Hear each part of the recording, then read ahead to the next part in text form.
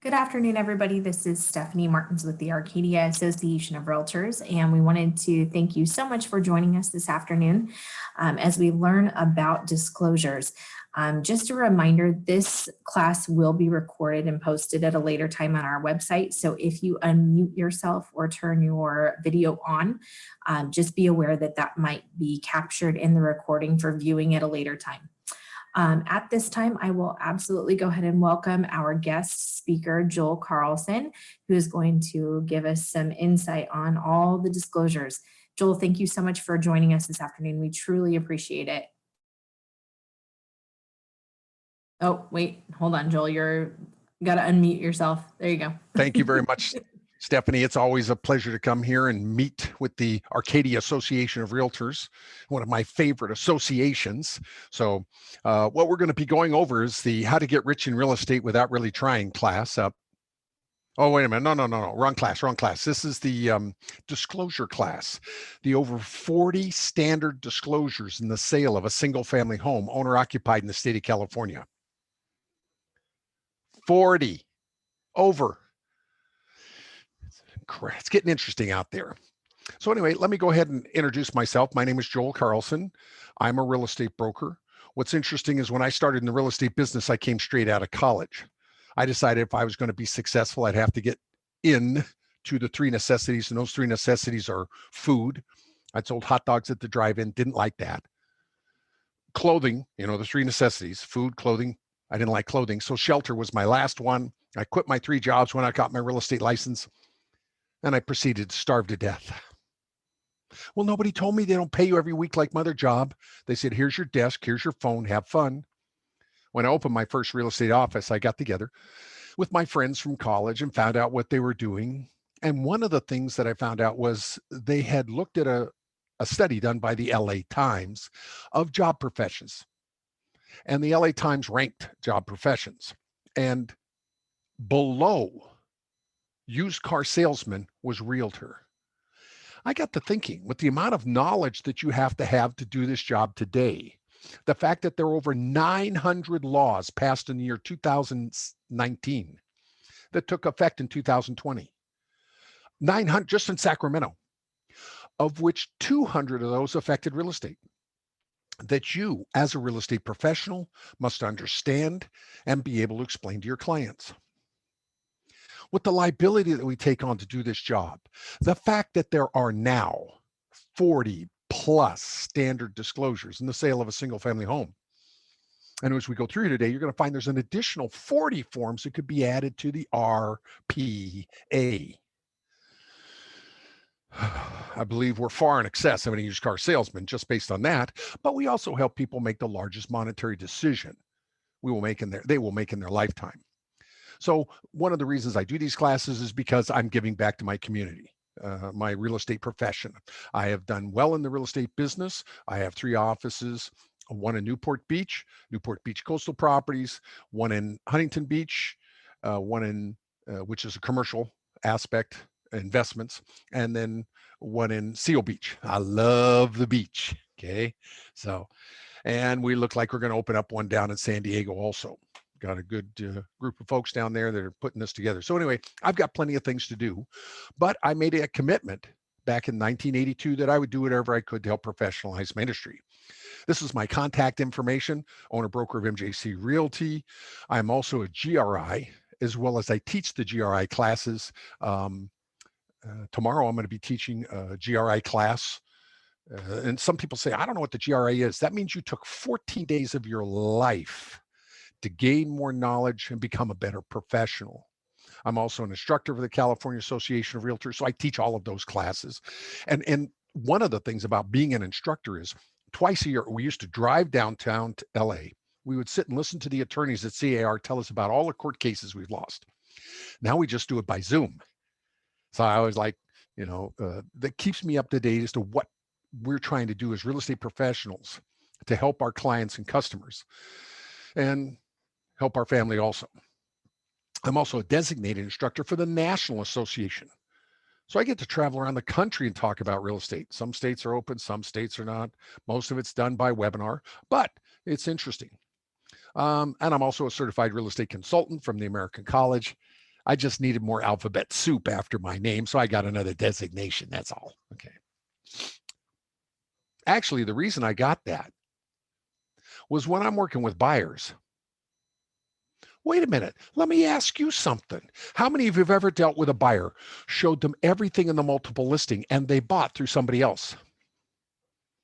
Well, after that happened a number of times, I said, you know what? The next time somebody wants to pick my brain and waste my time, I'm going to charge them, just like any other professional would. And the reason I call you professionals is because you are defined as a professional in our state constitution. We have a constitution here in California. It was put together in 1879. And here's what it says. If you have a state issued license, that's the DRE, thank goodness, not the BRE anymore, and a requirement of continuing education, that's 45 hours every 4 years, you are considered a professional in the state of California. As professionals, are we held to a higher standard? Absolutely. Then I want to be compensated at that higher standard. So my office policy at MJC Realty is you walk in my office, say, I want to buy real estate or make an appointment. I say, terrific. The first half hour is free. After that, you either sign a buyer broker agreement, buyer representation agreement, or a fee agreement. If you will not do that, don't let the door hit you on the way out. You see, I've gotten old and grumpy. I don't have to put up with the boneheads anymore. Now that brings me to my 3 caveats. A caveat is a promise to do or not to do something. Here's all I'm going to do in this class. I'm going to talk about 1 to 4 residential units and the laws that are ancillary to those. My second caveat is I'll tell you what those laws are. In other words, whether they're business and professions code, civil code, or commissioner's regulations, and where you can look them up. But my last caveat is the most important, and that is it doesn't matter what I say, it matters what your broker says. Because your broker is ultimately liable for whatever you do under 101.3.1 of the Business and Professions Code. So if I say I use buyer representation agreements, don't go back to your broker and say, Joel said, because then I get in trouble. Just go back and say, hi, I was in class today. I learned some things. See how your broker reacts to them and whether or not they'll incorporate them. So that's a little bit about me. What I'd like to do is have each and every one of you stand up, tell me how long you've been in the real estate business, what office you're with, how much money you have. Now, if we did that, we wouldn't get out of here for 6 or 7 years. All right, my screen, I got a new share here. So let's go to our new share. All right. So where we start all this is at the California Association of Realtors. I was mousing around one afternoon. I'm just looking at, I'm going to, the transaction center. Here's all our forms. We now have Lone Wolf. Lone Wolf is a real estate forms company. And who owned Zip Forms prior to that was CAR, California Association of Realtors, and NAR. They owned it.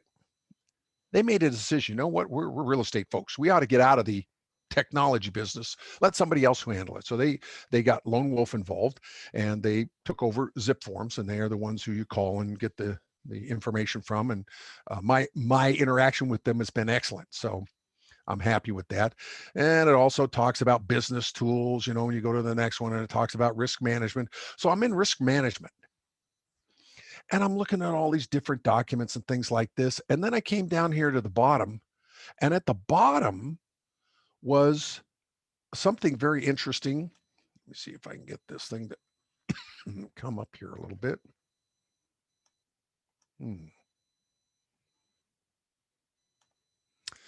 Well, okay, here we go. At the bottom, there was this thing called disclosure chart.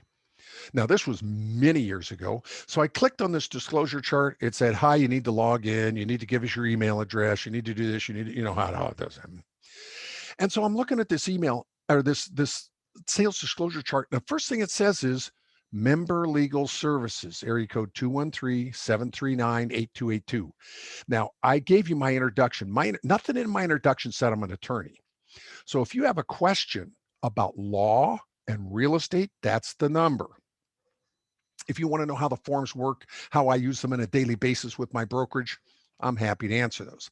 And if you look at your screen, it has a little chat bubble, and you can click on that and you can ask questions in there. And I will go through those different questions and get the answers as best I can. Now, if you want to have a war story, you want to talk about all the lousy buyers and sellers, save that for the break. Okay. Because no, we don't need to go through that on our particular class today. So anyway, this is where I found it. I went to Transaction Center. From Transaction Center, I went to Risk Management. From Risk Management, I came down here to Sales Disclosure Chart. So I'm looking at this, and it says, if you have, here's what's required by law: 1 to 4 residential units. This is the first column. This is the column we're going to be talking about today. This, if you have probate, trust, or bankruptcy, here's the column of disclosures. If you have REOs, short sales, here's the column. If you're doing apartments, here's the disclosures required by law. Commercial, vacant land, industrial, mobile homes, the actual, and the publication.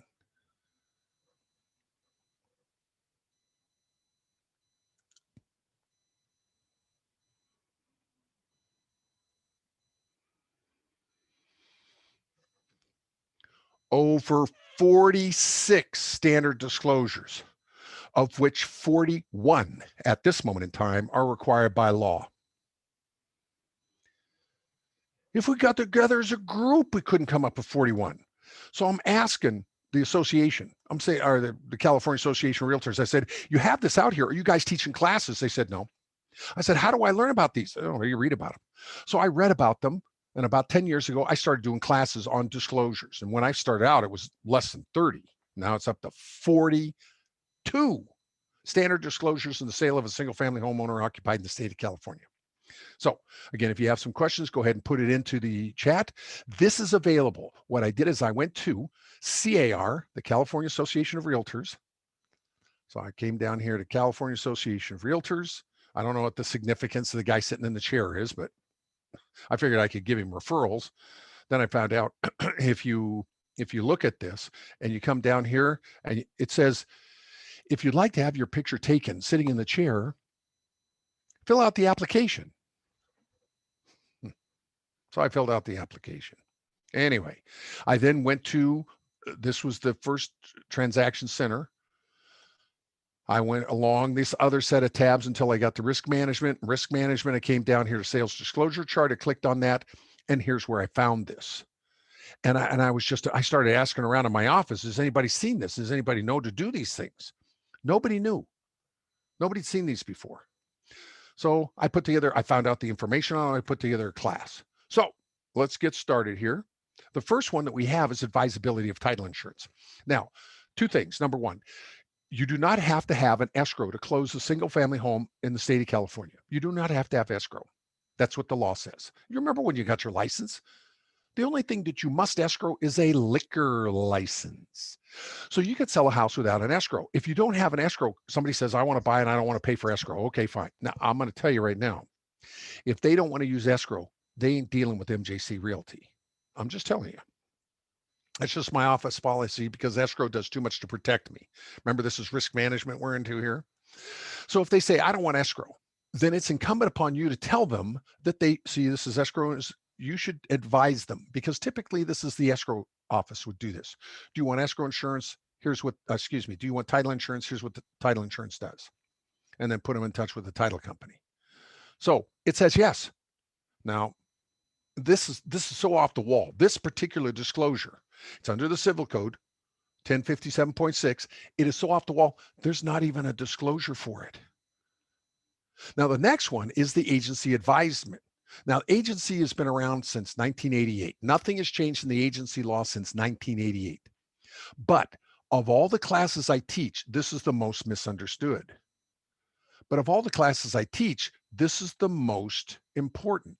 And the reason I believe it's the most important is because if you do not follow the 3 steps properly, disclose, elect, and confirm, you're not entitled to a commission. So I want to make sure that we go over this a little bit because in the overall scheme of things, again, if you do not follow the 3 steps properly and the seller comes back and says you didn't do your job, then you're not entitled to a commission. So if we come back here, we click on transactions.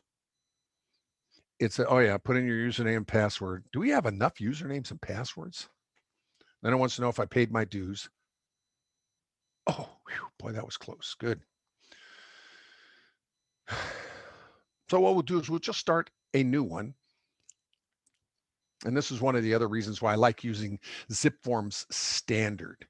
And when we come back from our first break, we'll be all done with this at by 5 o'clock this afternoon. So that, oh, that got your attention. No, we're done at 3 o'clock. Okay. So if we start with a new item and we go, let's say it's a purchase agreement, and we can call it anything we want, Arcadia, and it is residential because that's all I'm talking about here. And we can come down here and save that. And it says, what would you like to add? Well, I'm going to add a purchase agreement. So I come up here to documents, go over here to purchase agreement, all forms. I can go to the real estate purchase agreement, and it says successfully added. So I open that up. So the first thing in the purchase agreement, in the listing agreement, in the RPA, in the RIPA, the CPA, all of the forms, they always start out with this. And this is the real estate disclosure form. This is required by law, first step. You got to give them this form. And it tells them what your duties are. It says you have a fiduciary duty of utmost care, integrity, honesty, and loyalty in dealings with the seller. It also talks about that you have diligent exercise of reasonable skill and care, good faith, and the biggie. This is Eason versus Strasburger. Is you involved in the transaction the duty to disclose all facts known to the agent materially affecting the value or desirability of the property? So what this says is you need to be knowledgeable in the area in which you deal because you have to make these disclosures. And when somebody says, well, I want to buy property in a different area, I'm always scared to death because if you don't know the area, there are little things about each area, even though you're licensed to sell real estate in the state of California, that you may not know.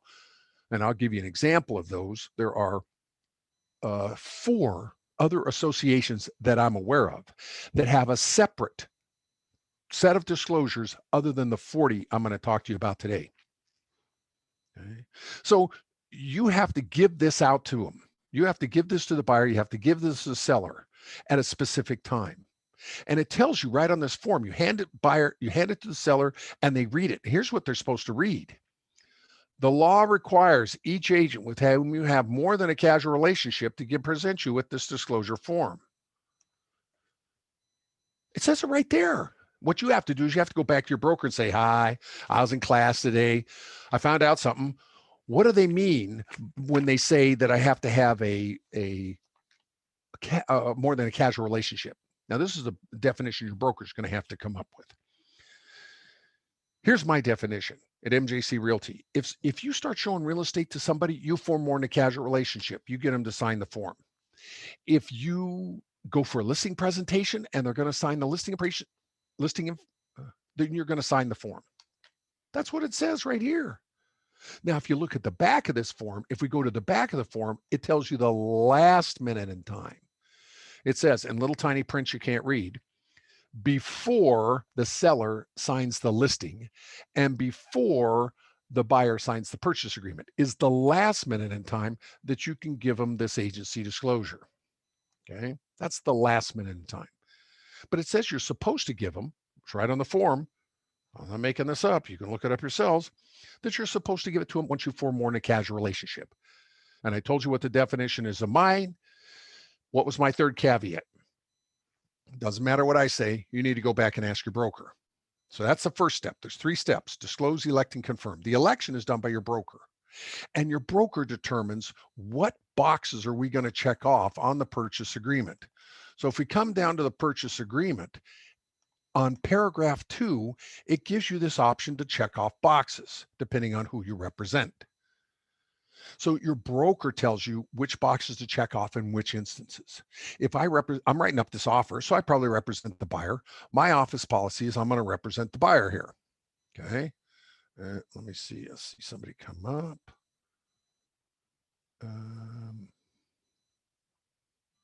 All right.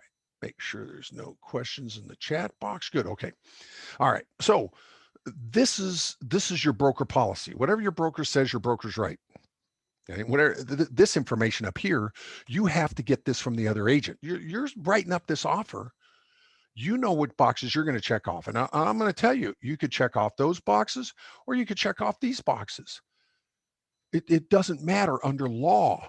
And the way I know that is I went to the very first one on the agency disclosure. And on the agency disclosure, this agency, on the back of it, it says right in here in this little tiny print that you can't read, it says you can check off any boxes that you want.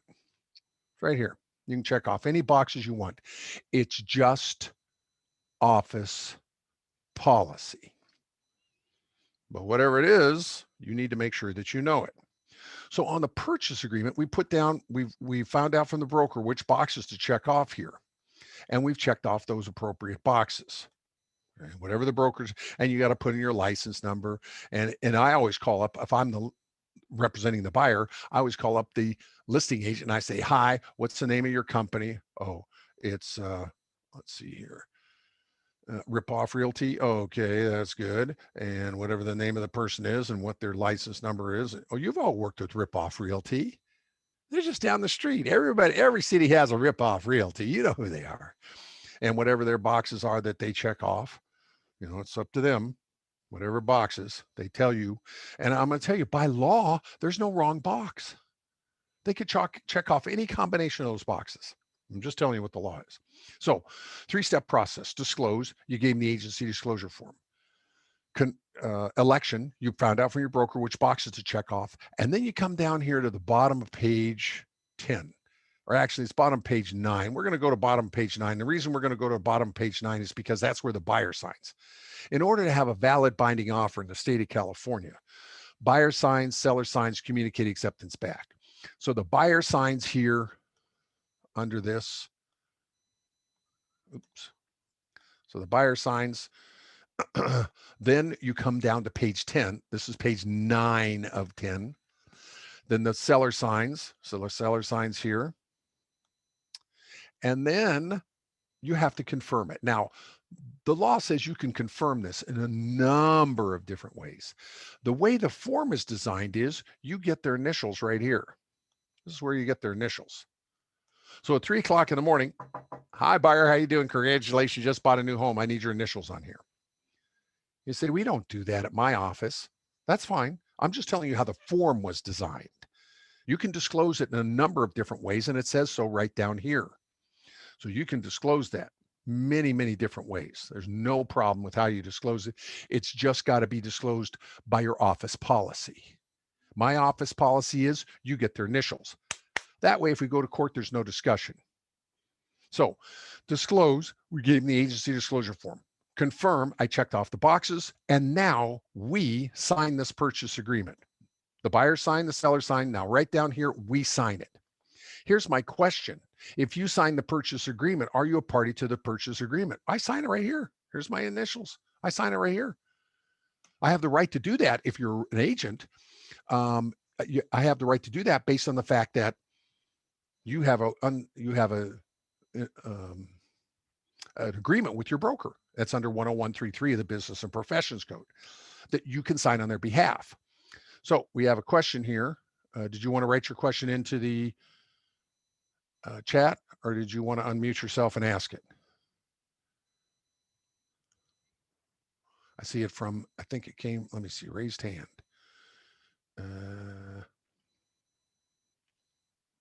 So if you click on chat, you can go ahead and type it into the chat, and I'll go ahead and answer it.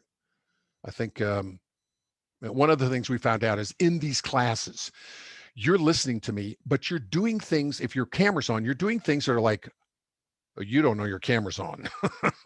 So, and I'm telling you, I've done a lot of classes by all the different methods, Zoom, Google Meets. This is one of the ways you can do it. I use GoToMeeting. It's amazing the things you do out there and you don't realize your camera's on. Don't do that stuff, okay? And sometimes you're talking and the kids are running around. So it's best to have yourself muted. So if you want to unmute yourself, let me see here. I believe that you can, as I saw somebody raise their hand, they had a question. And if you type it into the chat room. Okay, so Matthew raised his hand. Okay, Matthew. Are you waving at me? Are you asking a question? Are you able to unmute yourself? If you're not able to unmute yourself, then go over to the area where it says chat. It's the three little dots. Hey, we can see your screen. You cannot. Oh, pardon me. Yes. Thank you very much. Because when you launch the zip form, it usually pop up another window, and that you're not sharing that window. We only see the CAR for quite a long time. Oh, my apologies. Thank you very much, Matthew. You get extra credit. No problem. All right. Yeah. Thank you. That's the problem. I deal with several different platforms to do these kind of classes. Zoom is the only one who doesn't follow my screen. So I apologize about that. I was, boy, that's it. Let me move this over here. Let me go back up to the top. So I was talking about this agency disclosure form right here. This is the agency disclosure form. This is the first thing that always comes out, whether it's a listing or sale or whatever. You have to give this to the people at a certain time. It tells you what your duties are, and it says right down here, those are what your duties are. Let me make sure that this is sharing. Good. All right. So let's see. Forms, zip forms pop up in another window. Okay. Thank you. For some reason, my chat was not working either because I never saw any of the questions. Okay, I got more here. So let's go down to chat. It says your screen is not sharing. We're good now. Okay, good. Thanks, Wendy. Good. And keeping track, you got to keep track of the old instructor here because you've got to be able to see what the heck he's talking about. Okay, we are good to go. Excellent. Matthew, all right. Thank you. So what I'm trying to show is that if in fact you're handing out this form, you need to make sure that you disclose your agency relationship properly. And it says you must do this once you form more than a casual relationship. That's the first step. The second step is in your purchase agreement. You come down here to your purchase agreement. In the purchase agreement, the second paragraph, it says agency. Let me make sure it's Sharon. Yep, good. Okay. So in the purchase agreement, it shows here is the agency disclosure. It's paragraph number 2. So you put in the name of your company, Joel Carlson, you put in whatever the name of because I'm representing the buyer. I'm the one writing this up. If you get an offer, you need to call them and you need to tell them, hi, this is the name of my company. This is who we represent. And this is our numbers so that you have a complete contract. Basically, it's to make sure you get paid. That's what I'm talking about right now. It's just a disclosure, but if you don't do it right, you're not going to get paid. So then down at the bottom of this purchase agreement on page 9, it shows the buyer's signature. So we have the buyer's signature. In order to have a valid contract, buyer signs, and then top of page 10, seller signs, and then you sign the contract. You sign it right down here. And my question was, if you sign the contract, are you a party to the contract? And the answer is no, because it says right here, real estate brokers are not parties to this agreement between the buyer and seller. The only reason you sign this contract is you're confirming your agency relationships in paragraph 2. That's the only reason you sign this contract. You're not a party to it. You're not supposed to be telling the buyers and sellers how to do things. You're supposed to be presenting them with the information, and then they make a decision. Okay. So agency disclosure, most important item that we have going at this moment in time. So let's get back here to the, that's interesting. We'll come down here to the risk management, go on to, of course, sales disclosure chart. So in the sales disclosure chart, let me make sure you're seeing this. I want you to see where I get these things from because I want you to be able to go back there. Sales disclosure chart, good. And if you have any questions, and I talk to the attorneys all the time on the hotline. And, you say, oh, well, I have to wait a long time. Well, I'm usually driving or something like that. So I got time to wait. and I have questions I want to get answered. So that's why I always make sure that you understand member legal services and want to put this together. And then here's the chart we're going over. So this particular chart says the advisability of title insurance was the first thing, agency disclosure was the next. It's a 3-step process: disclose, elect, and confirm. It says under 2079 of the Civil Code, if you don't follow those 3 steps properly, you're not entitled to a commission. And when I heard this has been law since 1988, and I've been teaching the class since then. And when I heard this, I said, you got to be kidding me. I better learn this, because I don't want somebody to come back and say, you're not getting paid. After you've done all the work, you're not getting paid. Now, the next one is the airport vicinity. Now, this is one of those disclosures. It's a yes. And it says if it's 65 decibels or more, you must disclose it. Egress or ingress. Who's standing around with their decibel meter? None of us. So typically where we get this from is we get this from our what's called NHD, Natural Hazards Disclosure Statement. So let me give you a sample of the NHD here, 41. Let me go desktop. What I did is I contacted my company that I typically deal with on disclosures. And I said to my rep, hey, what I'd like to do is I'd like to have a sample that I can show the class. And so she gave me a sample that I can show the class. And I'll bring it up here and I'll let everybody see it. Make it a little bit bigger. All right, share the screen. New share, good. So, and what I want to show you about this is that on this, it covers not only the 6 requirements, these are the 6 that are required by law: 2 earth, 2 fire, 2 water. Boy, we had fires. I'm sitting here right now. There's a fire about 5 miles away from me. And the air is all, you know, it's getting the orange sun again.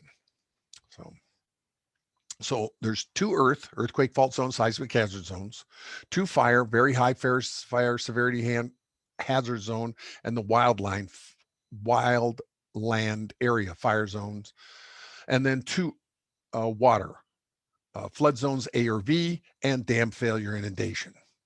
Okay, so those are the 6. Now, along with those 6, most NHD companies will give you a list of all sorts of other things. They'll cover about 20 of the 40 I'm going to talk about. And the one that this is within 2 miles of an FAA approved landing facility and airport influence area. So they've already told me this. So by law, I have to disclose airport vicinity. It's already in my NHD, so I don't have to worry about that. Area potential flooding is also in my NHD. So if I go back to the NHD, natural hazards, and I go area potential flooding, let me make sure what you're looking at here. Good. I go back. This is one of the 6 required by law. This is the dam failure, or actually it's area of potential flooding. So this is special flood zones A or V. Area potential flooding is also dam failure. Now, you guys are in Arcadia. You're up against the foothills. Do they have big reservoirs up there, big tanks of water to cause the water pressure? That's why they have those big tanks. They're not storage tanks up there in the hill. They put water in them, and that causes the water pressure. You do. I've seen them. If, in fact, one of those tanks ruptured from whatever reason, would it flood the houses below them? Yes. Do you have to disclose that? Yes. And that's what they're talking about here when they talk about area potential flooding. Dam failure. We've had several dams in California since the 60s that have almost failed. And the one that caused this was up in Northern California, and it failed and it flooded several hundred homes. So now we have a disclosure to this issue. If we go back to our disclosure chart, making sure that we're on the disclosure chart, it says area potential flooding. So what I'm telling you is, of all of those that we saw, a lot of them are covered by your NHD. So and I'm telling you, if I was buying a piece of property now, I'd be wanting to know all about this stuff. Next one is the broker's statutory duty of inspection. You have a duty to inspect the property and do a diligent visual inspection. And it's under 2079 of the Civil Code. And it also is Easton versus Strasburger 1984 that says you must do a diligent visual inspection of the property. Now, how we typically do this is, let me get over here to get a sales disclosure. What I'm going to do is I'm going to get another form, and I'll show you that form called the TDS. It's the Real Estate Transfer Disclosure Form. Search for the form TDS. All right. Move this out of the way here. Close that. Share the screen. Here we go. New share. So this is the one that came about in that law. When the house was, it was up in North Central California on an area called Mount Diablo. Y'all remember Mount Diablo. It's one of the 3 basic meridians you had to memorize to get your real estate license. Humboldt, Mount Diablo, San Bernardino. Why do we remember that stuff? Anyway, the house was sitting on the side of the hill. Both agents knew there were soil problems with that. Neither agent disclosed it to the buyer. Later on, when the hill slid down, big cracks in the roads, people couldn't drive their cars over, the buyers sued. And here's what they held. In 1984, I'm talking to you, must disclose anything that materially affect whether the buyer, seller would sell. In 1984, they came up with that court case. In 1986, they came up with this form.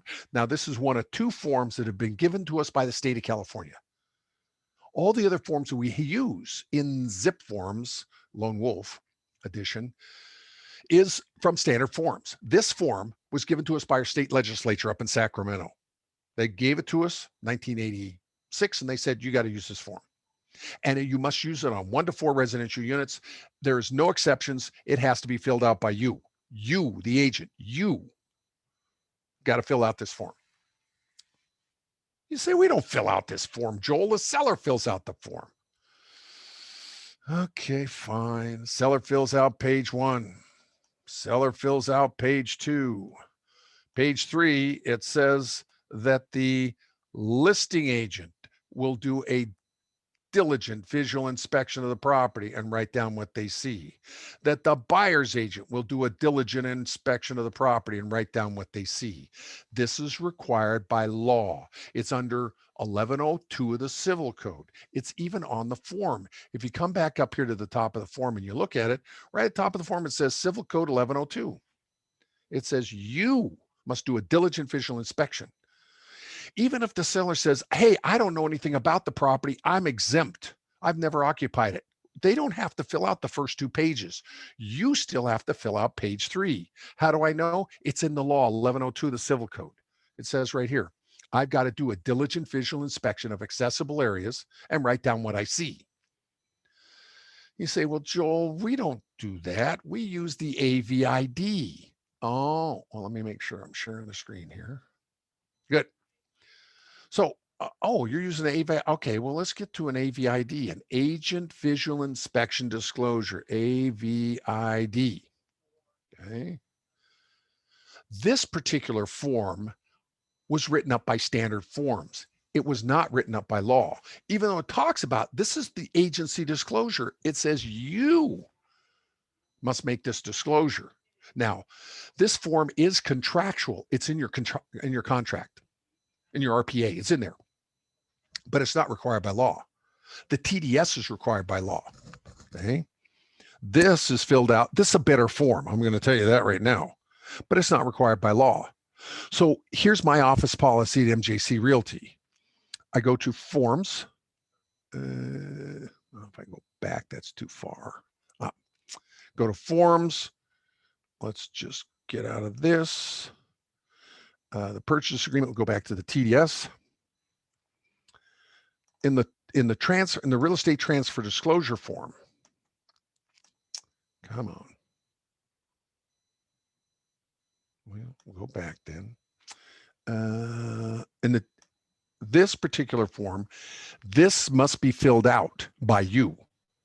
So I don't know what your office policy is. I'm just telling you what the law says.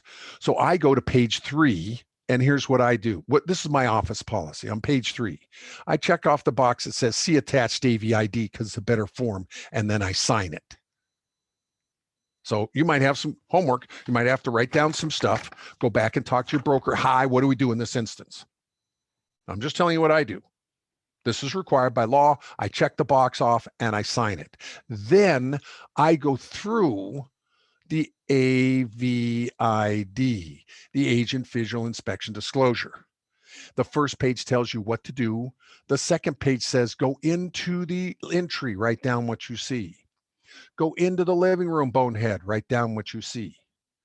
Now, this form was not written up by the legislature. It was written up by realtors, such as yourself, on a committee called Standard Forms. Now, this is one of those things where somebody said to me, well, you know where this form comes from? This is the real estate purchase agreement. I said, where does this form come from? It comes from attorneys.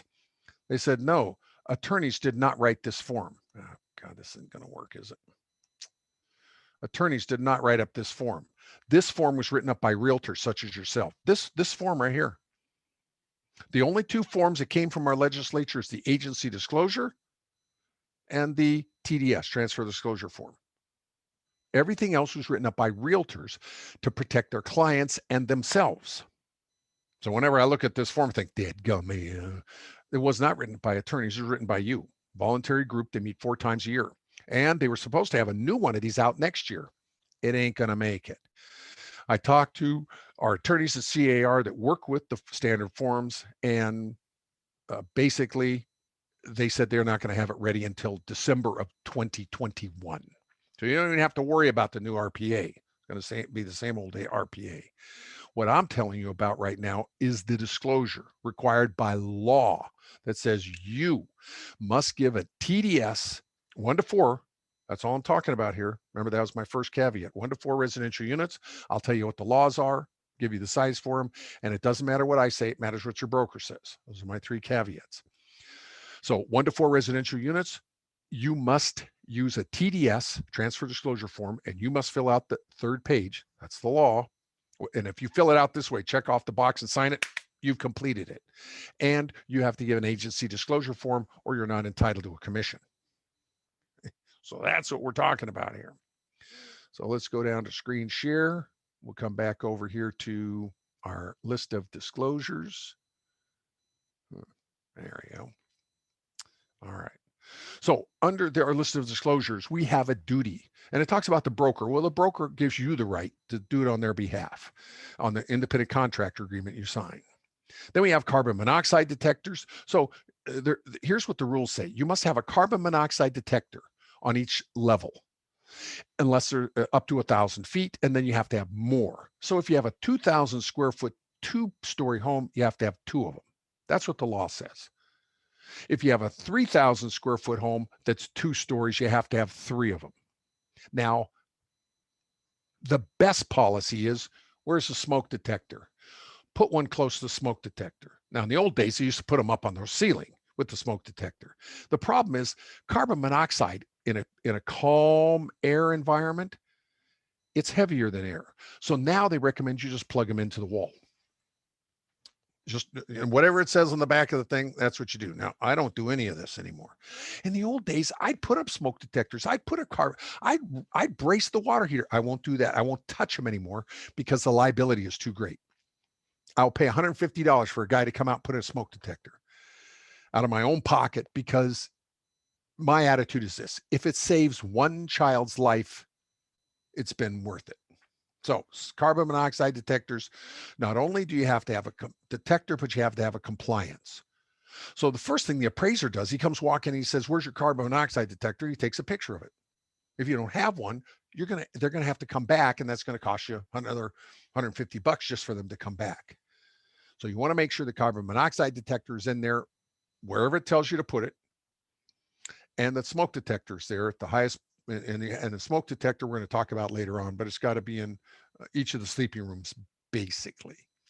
And we get into commercial owner's guide to earthquake safety. I thought we were talking about residential here, 1 to 4. Well, we are. Let's suppose downstairs on the first floor is commercial, but upstairs are 4 apartments. What you have to do is you have to do a diligent visual inspection of those 4 units and fill out the forms we've been talking about. You sold this commercial building, but upstairs is apartments. You have to do a diligent visual inspection of those apartments and make all these disclosures. That's all this says. Then we get down to common interest subdivision. Holy cow, this is your CC&Rs. This is your condominiums or planned unit developments. And it says, here's all the things you have to have. It's in your RPA. It's in your residential purchase agreement. And when I teach that class, I always talk about you want to make sure that you get that information from the seller when you take the listing. I want to get the CC&R. I want to get all of this information that's going to be required when we sell it, because I've had 2 instances where they could put their hands on it. They said, here it is right here, big thick thing. They gave it to me. So it's the most updated. Why? How do you know that? I'm the president of the association. Oh, okay. They know. Otherwise they go, I don't know. So you have to contact the homeowners association property management company, and they'll have access to these for you. And this is by law. Yes, you have to give this to the buyer, and the buyer has to have enough time to look them over. I don't know what that means or how long that means. Let me make sure that we're sharing the right screen here. Good. All right. Underneath this, when we get finished with that machination and all the forms that go with that, we have death on the property within the last 3 years. Now, somebody just asked, when are we going to take a break? We'll take a break probably about 2 o'clock. We'll be done at 3. Okay, maybe a little bit after. And if you have questions, feel free to ask them. Every once in a while, I go up here and I check chat, and in there it should say if there's any questions. And let me see.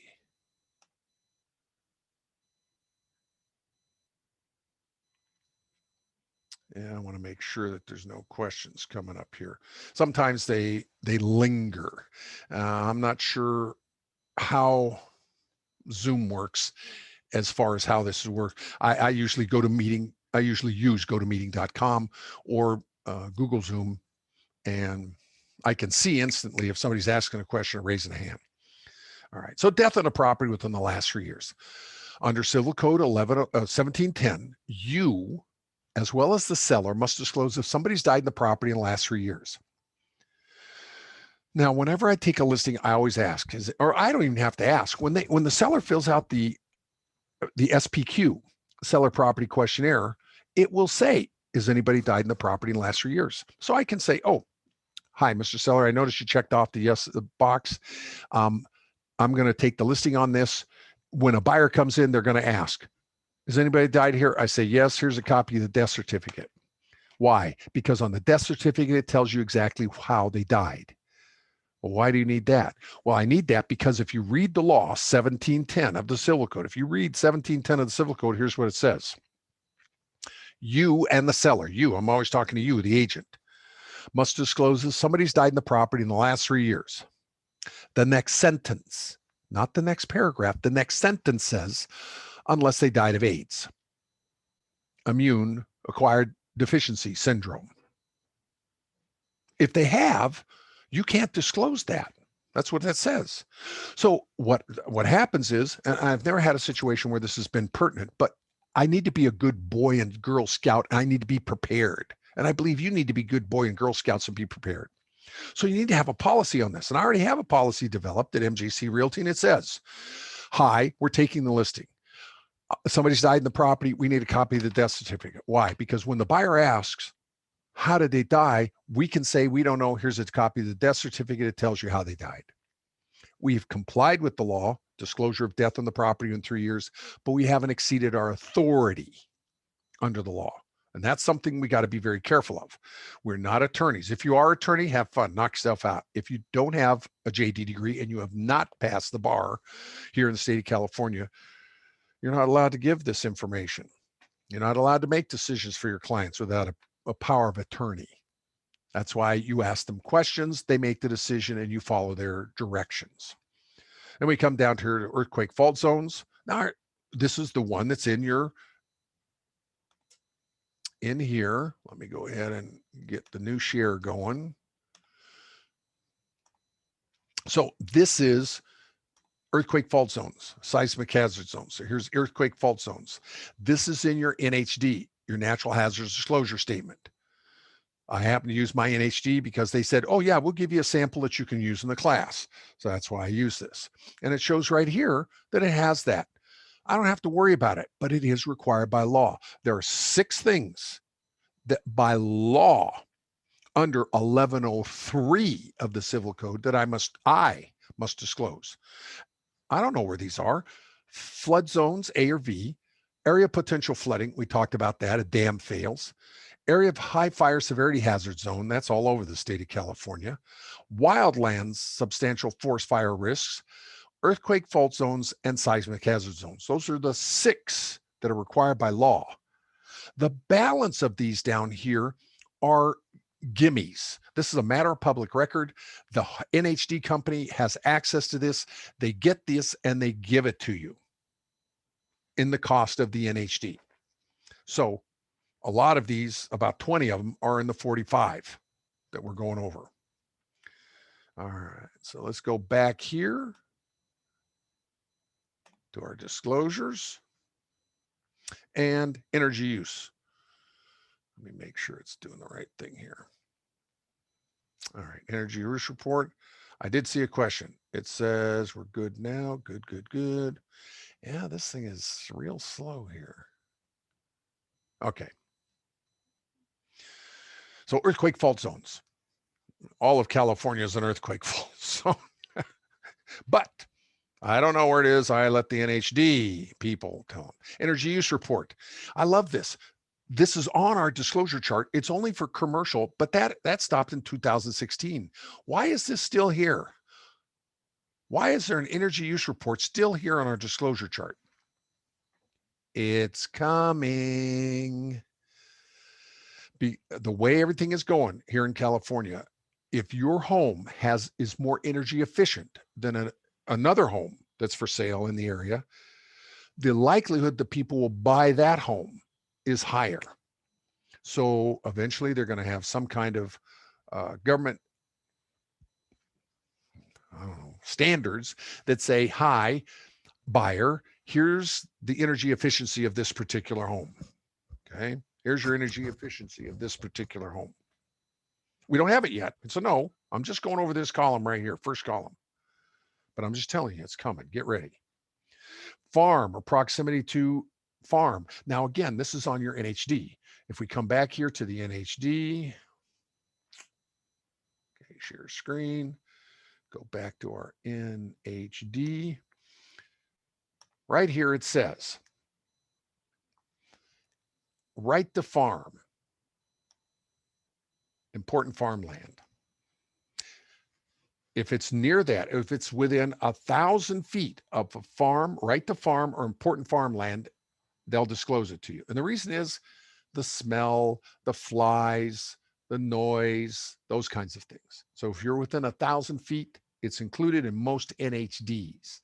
But I just want you to know that it is one of the requireds on your purchase, on your 40 standard disclosure, 40 plus. Yes.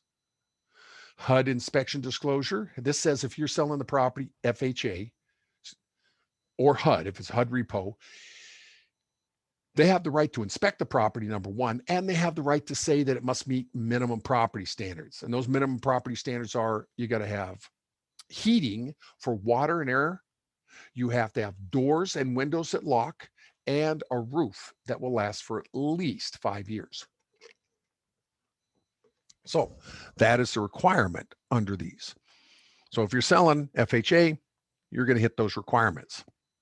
And it talks about over here, and it gives you the code for it. So you can look it up. Some of these laws are federal. Final inspection report, including defensible space compliance. Now, this came from the fires that we had in 2019.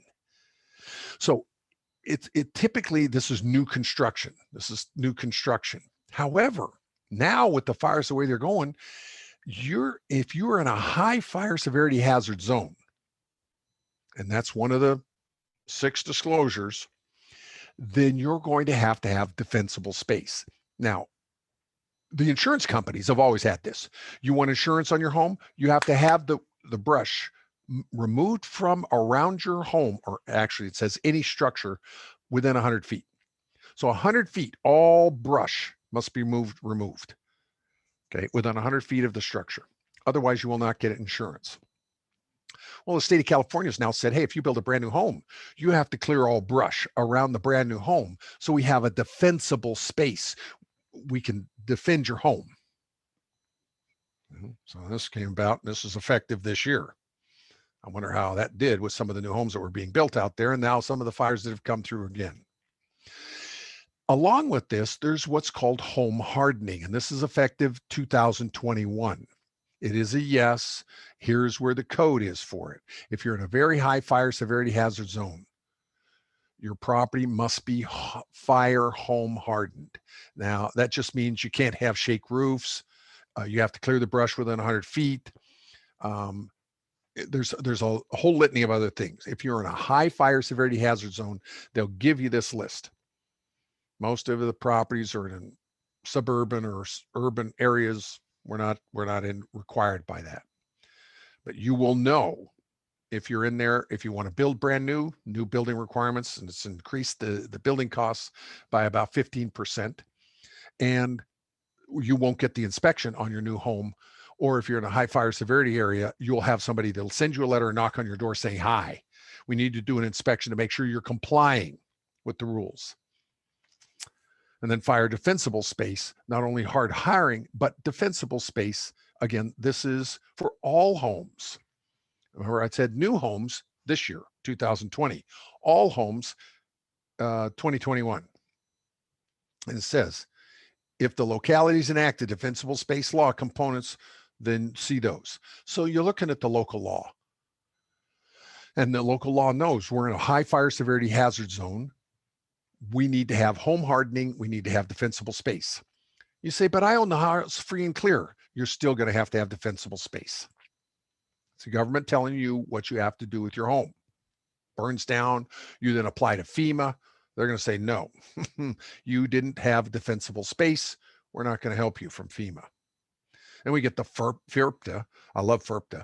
FIRPTA is a Foreign Investment Real Property Tax Act. That's what it started out with in the early 1980s. They then changed it to the federal tax withholding because they wanted to be politically correct. So basically what happened was Japan came into the United States, bought all this real estate, and then sold it in the early 80s. They didn't pay a dime's worth of federal taxes.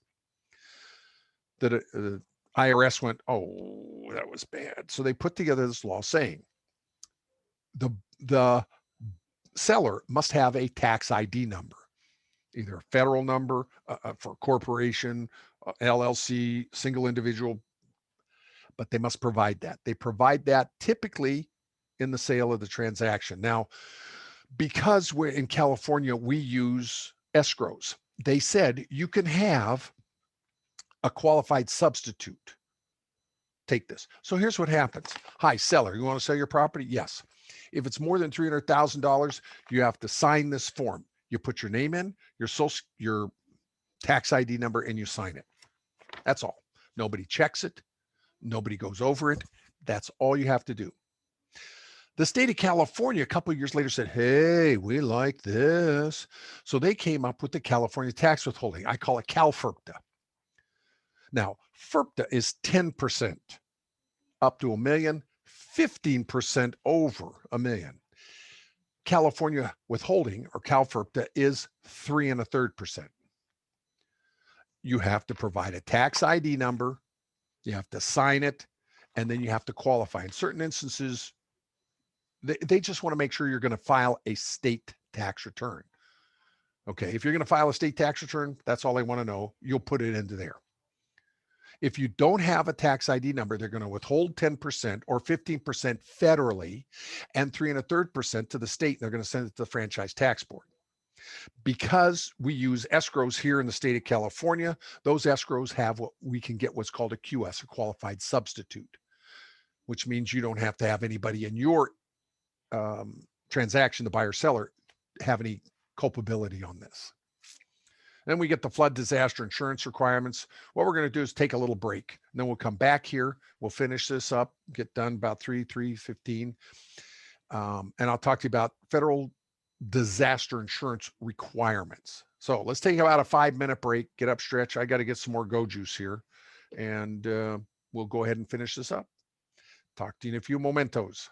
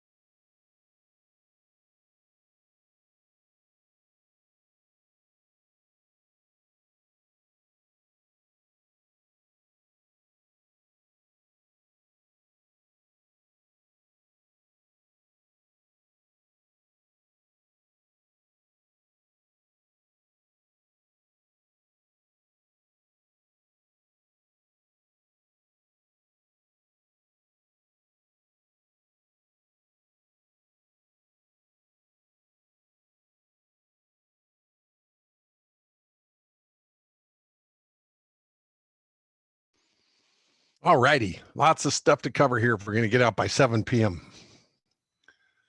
Oh, no. No, we'll be out of here 3 o'clock, 3:15, someplace in there. I got all these questions you guys been asking. Actually, you haven't asked many questions at all. You've just said, I can't see your screen.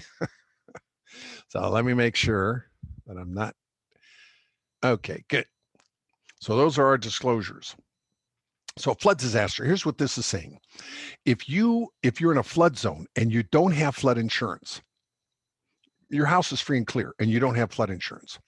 If it floods, you go to FEMA. FEMA says, okay, we'll help you, the Federal Emergency Management Agency. But here's what FEMA says. You were in a flood zone. You should have had flood insurance. We'll help you this one time. But if you get flooded again, we're not going to help you. The guy says, oh, okay, fine. He takes the money. He then sells the property.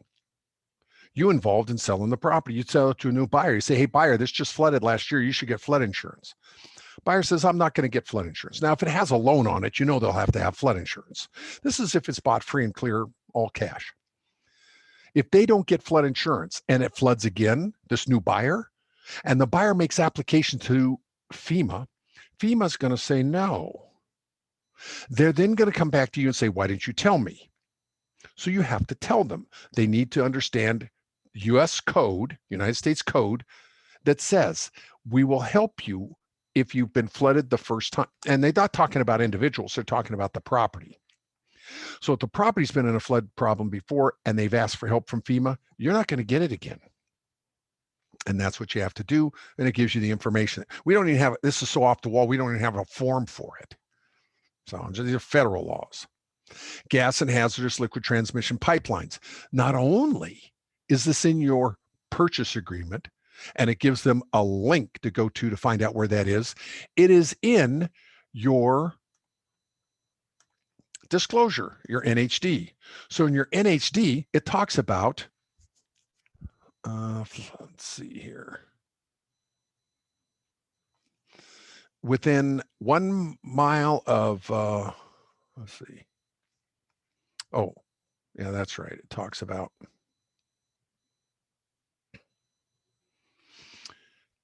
gas and hazardous liquid transmission pipelines. It gives them a map. So it doesn't matter if you got this from my NHD, Property Source, First American Title, whoever you get your NHD from will have these, they're all competitive. They'll have this information in there. So when you have to disclose it, it's already done for you. So by law, you must disclose this. That's what this says. It says, yes, it's in your NHD. And it talks about it in your NHD. So they have available. It's also in your purchase agreement. They can look that up. Then groundwater, comprehensive groundwater. This says if the water has been contaminated underneath, and this is hazardous substances release of, this is a no for residential, but if the hazardous substance got in there and it's affected the groundwater, then you have to disclose that. The way this is done is you could put it on the NHD. Here's how you find out. The seller will tell you. Because in their water bill, it says we've had parts per million, parts per billion of these types of chemicals in the water. There's over 300 chemicals now delineated by the federal government that are bad for you, carcinogenic, that could be in your water. Your water company must do a survey once a year and tell the people who get water from them, here's what's in your water. That's federal law. So what you might want to do is you take a listing, you might want to get a copy of that. They say, I don't know what you're talking about. Go to the water company. They'll know. And it's probably on their website. And you can then print that out, give that to the buyer. Or if you say, no, that's not my office policy, tell the buyer, here's where you can get information about water in your area. And if it's been contaminated. And we talk about hazardous substances. We don't have that, but we do for commercial properties. I have to do a phase 1, phase 2, possibly phase 3. Don't have to do that with residential at this moment in time. Who knows? Energy rating booklet. This is no, all the way across. Why is this in here? It's coming. We already have it. It's called the energy rating booklet, and it's a booklet that you can hand out. It's in your zip forms or Lone Wolf zip forms edition. It's just a booklet. It's just an informational booklet, and it's optional. And the reason is because you've been throughout these 40 some odd disclosures, you've given it to them a couple of times. All the things that are required in that home energy rating booklet. But the reason they leave it in there is because we know the feds are going to change it. We know the state of California Did you know in order to buy a brand new vehicle in the year 2035 in the state of California, it must be electric? It's already passed. It's already law.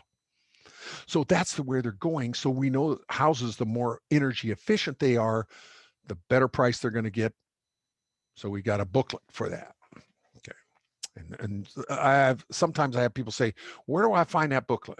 Well, if you come to, we go here, we come to, this is your Zip Forms Plus, and you go to all forms, click on all forms. It talks about the California Association of Realtors. If you click the drop down box there and you look, here's all the different libraries that are available to you. One of which says EPUBs. These are all the publications that are available. And it talks about in there the energy use report, consumer properties, earthquake fault zones, all these different reports. These are just booklets. They're disclosures or advisories. You give it to the buyer, they sign for it. You give it to the seller, they sign for it. They can do it digitally now. These books can be sent digitally. It's called California EPUBs, electronic publications, and it comes with your dues. So you have that available. Let me make sure that that showed up okay. Good. So home energy rating booklet. Then we have the homeowner's guide to earthquake safety. If your house was built before 1960, the home was built before 1960, then you must provide them with this booklet. Where's the booklet? I just showed you. It's in EPUBs.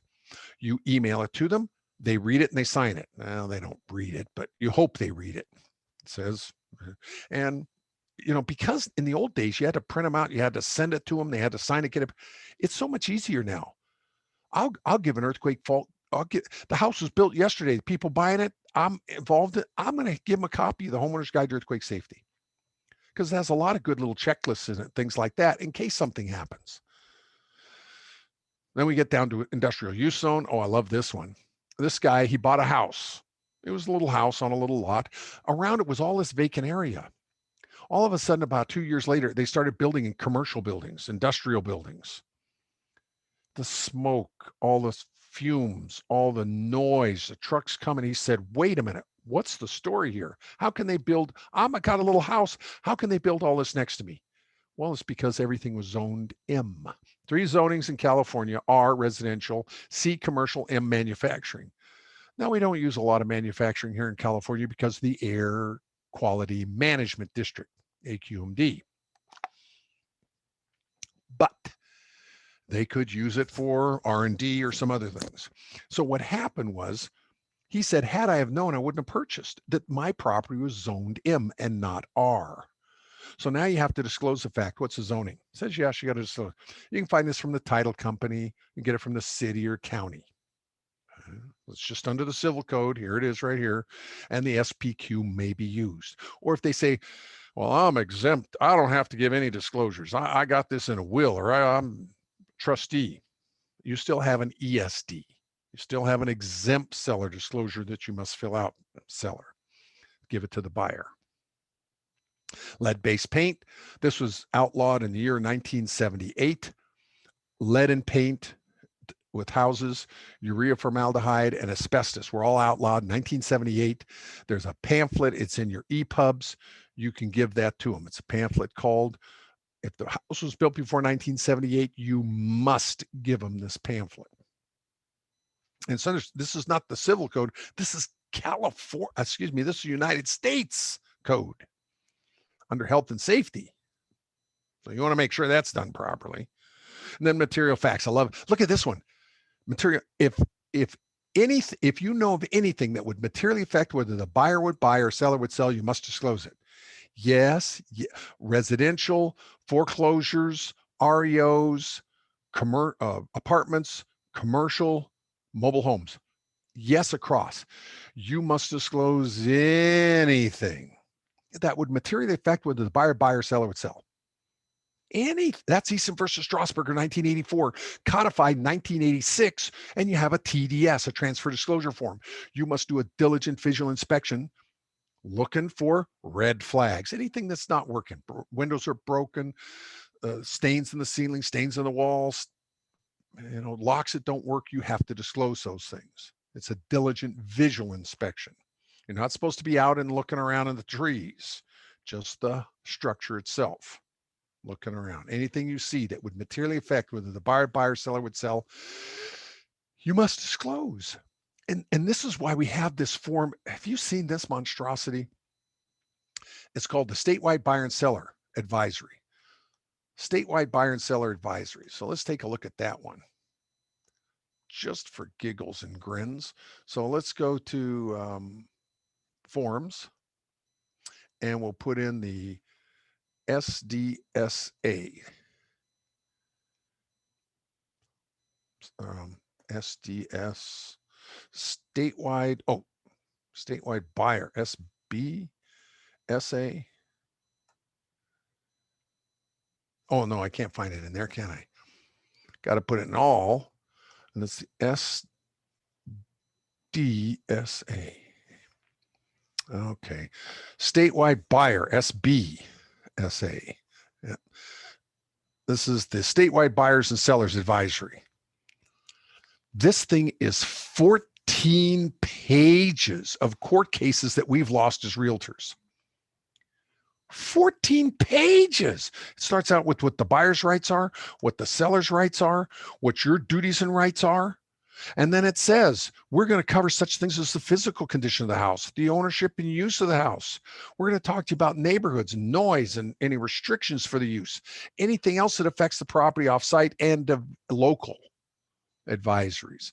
And it says things like easements. If you have a buyer, if you have a question on any of this stuff, you go and talk to a surveyor. Get a survey done, because it says right here, brokers do not have expertise in this area. Right here, it says brokers do not have expertise in this area. If you're interested in environmental hazards, brokers do not have expertise in this area. Formaldehyde, geologic hazards, inspections, mold, pets, septic systems, soil, water, wells, wood destroying organisms, accessory dwelling units, building permits, the FAIR plan, future needs and desires, historical designations, insurance, land lease. Oh, here's a good one.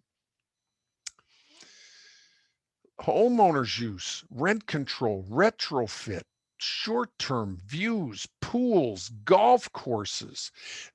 Every one of these that you're looking at are court cases that we've lost as realtors. The standard forms put this together as an advisory to give to the buyer and say, hi, if any of these things are of interest to you, get your inspections done. Earthquakes, fire hazards, FERPTA, flood, Megan's Law, zoning maps, arbitration, electronic signatures, liquidated damages, mediation, arbitration, online fund transfers. Big deal on that. Homeowners associations, legal actions, marketing, PACE loans. Oh, here's my favorite. Rekeying. The buyer moved in, did not rekey the property. The sellers came back and stole everything out of the property. They sued the agent and they won, saying the agent should have told them to rekey. What are you, a head of lettuce? Of course you should have rekeyed. Now some companies, they'll give them a little card from Lowe's or Home Depot saying, go get your home rekeyed. Here's our little gift, go get your home rekeyed. Solar panels, recording devices, and then local disclosures. Remember I was telling you about local disclosures? Let me show you local disclosures here. Here is the local disclosures from Orange County. I'll make that up. Put this on the screen for you so you can see it. Now, here's the reason I'm bringing this up is I want you to be knowledgeable in the area in which you deal. If you have a local disclosure in your area, you need to be knowledgeable about that. This is Orange County, and it talks about transportation corridors. It talks about freeways and toll roads. We got 3 toll roads in Orange County. It talks about buses, John Wayne Airport, desalinization plants, landfills, which are dumps, aircraft noise from egress and ingress of John Wayne Airport, San Onofre Nuclear Power Plant, which has been decommissioned, but still has nuclear waste there. wildlife. You know, I live on the Back Bay. My backyard is an equal opportunity wildlife preserve. I have skunks, foxes, coyotes. I have everybody. Might that be a disclosure I'd have to make to a buyer? Yeah, I sell my house. I say, hey, by the way, hey, well, it's in here.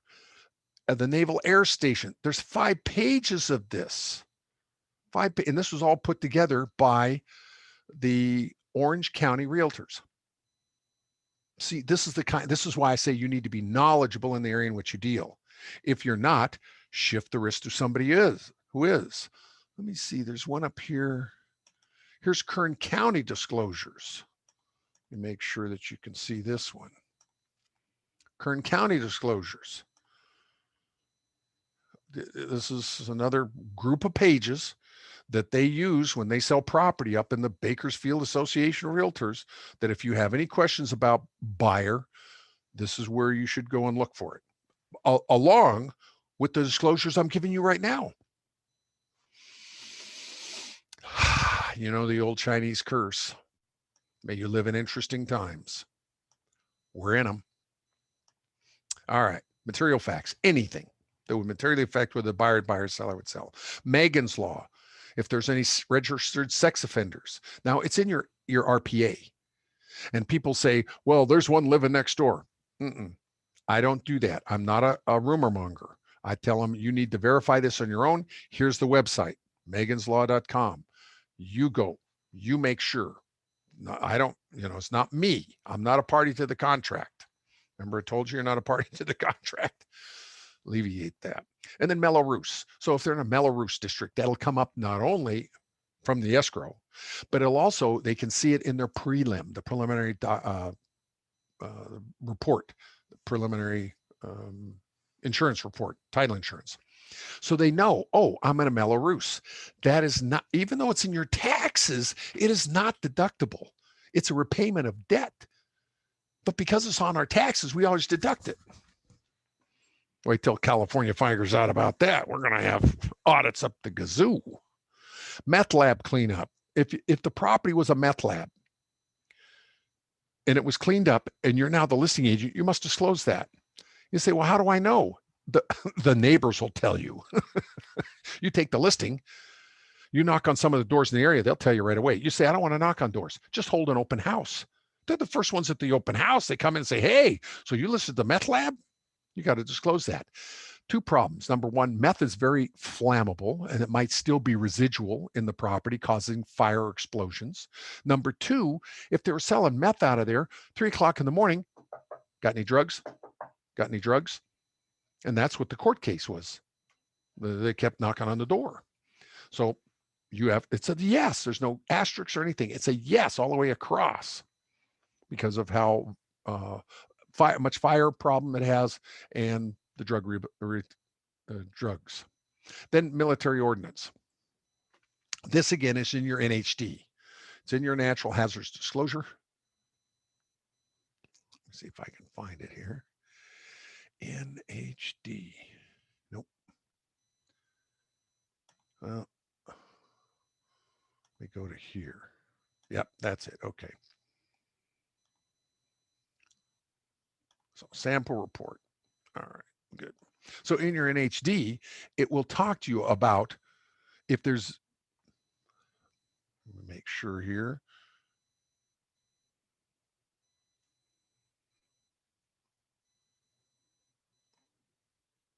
No. Okay. So if you're within a 1 mile of a mining area, it says 1 mile. Oh, here it is, mining operations. 1 mile. Oh, great. Let me move this over a little. Get this back into perspective here. And it says within a 1 mile of a mining operation. It says right here. So it's on your NHD. So you're going along, you're in there might be a mine. What they're looking for is where they purchased a mining certificate so that they could do mining there. So military ordnance, not mining. Okay, let's go back here to military ordnance. This is a biggie.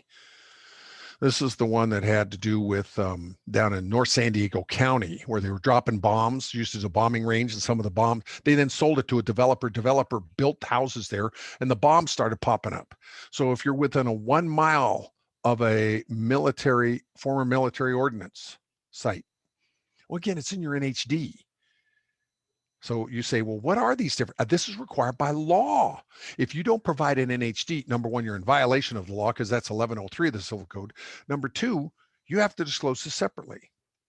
So this is the companies do this for you within a 1 mile radius of former military ordnance site. So that's taken care of for you. Thank goodness.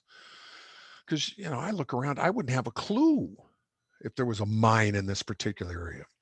Then mold. Do you have to disclose mold? No. No. Because we don't know which mold is bad and which is good. There's millions of types of mold. Some mold we eat. It's called Roquefort dressing. So based on that, now, if somebody says, well, I'm sensitive to mold, if they open up and they see some black stuff underneath the sink, they say, is that mold? I don't know. If it's a concern to you, we have somebody come who's a mold inspector, and they will take it, they'll culture it, and they'll tell you what kind of mold it is and what it might affect. Okay? But it's not required by law because we don't know which mold is bad and good yet. Then the NHD, that's required, the natural hazard disclosure, 2 earth, 2 water, 2 fire, earthquake fault zone, seismic hazard zones, high fire severity hazard zone, and the Fire Responsibility Act. I call it the Irresponsibility Act because I've read it. Flood zones A or V, and dam failure and inundation. Those are the 6 required. Those are in your NHD. All NHD reports will have those. That's your natural hazards disclosure statement. Pest control, again, if it's required in your confirmation, and it's not called a termite report anymore, it's called a structural pest control report. Okay? And if it's required in the contract or by the lender, then you must provide that. And that is available.